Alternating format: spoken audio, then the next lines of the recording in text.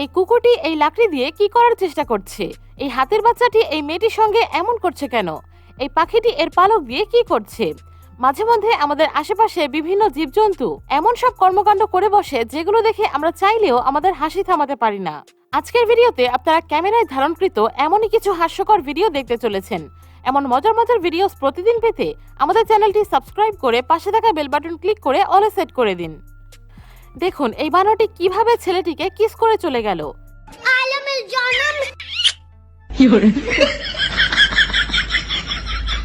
এটি আবার কেমন বেসিন? কুকুরটি মনে হয় মেয়েটিকে খুঁটি ভেবেছিল।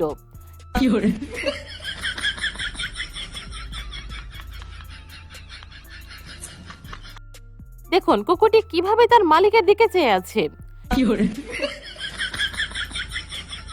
এই কুকুরটি তো তার মালিককে সোজা পানিতেই ফেলে দিল।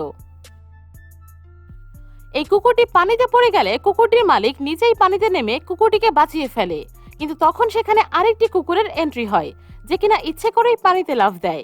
এক পর্যায়ে প্রথমে ডুবে যাওয়া কুকুর আবার পানিতে লাফ দেয়।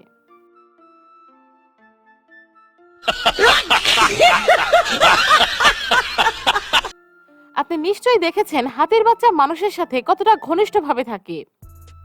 যেমন এই ভিডিওতে এই হাতির বাচ্চাটিকে এই মেয়েটির সঙ্গে খেলতে দেখা যাচ্ছে, তখন হাতিটি খেলছে কম, দুষ্টুমি বেশি করছে। হাতির বাচ্চাটির মনে হয় মেয়েটির স্কার্ট একটু বেশিই পছন্দ হয়ে গিয়েছে।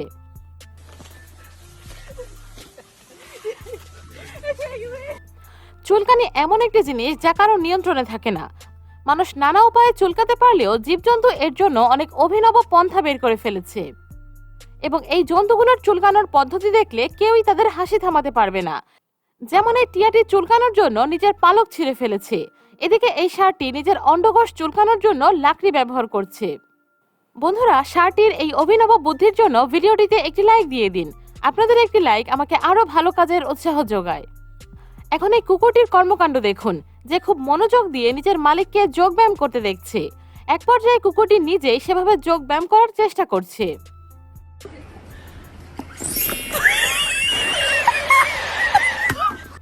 আমার মনে হয় বানর সবচেয়ে বেশি মানুষকেই বিরক্ত করে, যাতে আমরা বিরক্ত হয়ে এদেরকে কিছু খেতে দেই।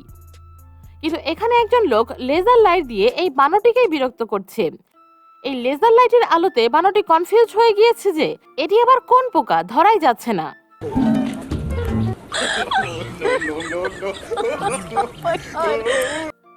এই ইঁদুরটি রাতের বেলা নিজের কাজে এতটাই মগ্ন ছিল যে কখন সকাল হয়ে গিয়েছে সেটি টেরই পায়নি। এক পর্যায়ে ঘরের মালিক যখন ইঁদুরটিকে স্পর্শ করে তখন ইঁদুরটি এমন ভাবে ঘাবড়ে যায় যেন সেখানে বিড়াল এসে পড়েছে।